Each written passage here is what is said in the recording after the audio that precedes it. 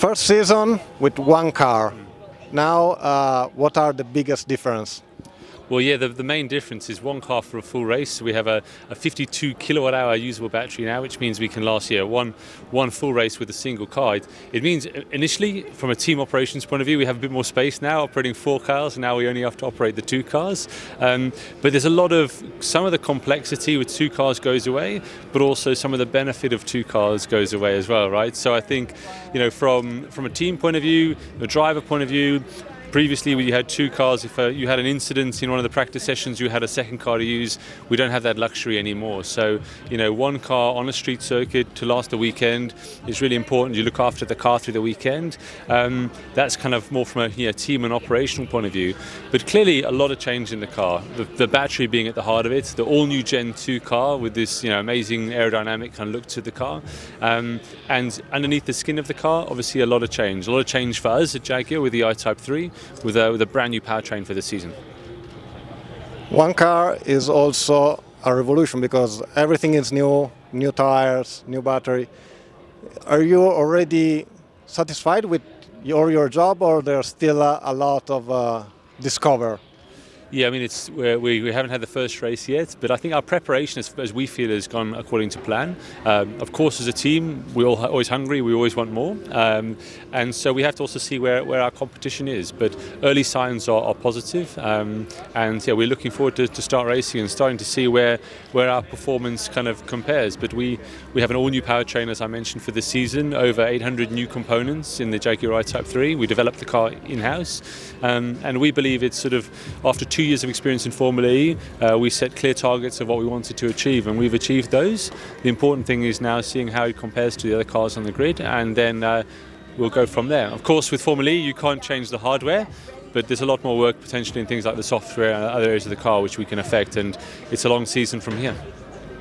Efficiency still be one of the key role here. Yeah, efficiency, weight and efficiency is key for Formula E. If you get those 2 right, then it normally equals performance. So absolutely, efficiency has been key. With the single car now for a full race, you have to make sure that you have really good efficiency. We also have the new attack mode, which means we have a higher requirement in terms of power, up to 8 minutes in the race. So you have to be able to use that opportunity as well, without necessarily negatively affecting your efficiency over the full race distance. So yeah, a lot of new challenges, but we're really looking forward to getting started now. Attack mode, you have more power, but this can also influence battery temperature, or the battery can cope with this power? Yeah, the battery can cope, and that's fine. But of course, you always have to manage thermal anyway. It's something you have to be aware of from the battery point of view. Clearly, we get the extra power, but it's not for free, as I said as well. So not for free in terms of energy usage, and also obviously from a thermal point of view. But no, we're comfortable. We're in a good place with that.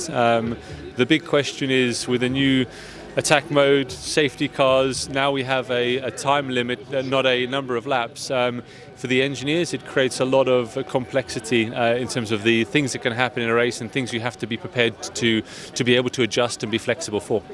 But this is Formula E. Formula E is always something happening in the field, so people like this. Now let's talk also about another car. It's a bigger car. It's a car that everybody can actually buy and drive. What do you think about this new ePace racing? Yeah, the new Jaguar I-PACE eTROPHY is the main support series to Formula E. We're really excited by it. The world's first, as you say, battery electric production racing car championship. We're really proud to be launching it here in Riyadh, and it's something from our point of view. It's going to bring more racing to Formula E Day, which is incredibly exciting for the fans to see. The racing is going to be really close, and we're really proud that we have a production car with the Jaguar I-PACE that we've been able to turn into a fantastic racing car with the eTROPHY. And the racing is going to be really close. We have drivers from all over the world competing in the championship. Drivers like Cacabueno, who's 5-time Brazilian stock car champion. Brian Sellers and Catherine Legge, who are 1st and 2nd in the IMSA Championship in America in GT3. So the quality of the drivers coming to join the championship is incredibly high, and it's just the start. We're looking for this championship, like Formula E, to continue to grow, and it's just building more and more on this fantastic Formula E product that we all have. Your experience with the racing car, it's somehow helped the development of the I-PACE or not?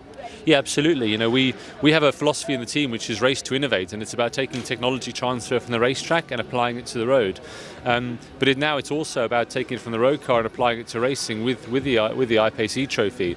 But some of the areas we've learned in Formula E have transferred. For example, we use the same MCU, the motor control unit. We use the same MCU. The brain of the car is the same as what we use in the Formula E car in the eTROPHY. So that's a complete transfer from the Formula E program to eTROPHY. Thank you. Thanks a lot. Thank you.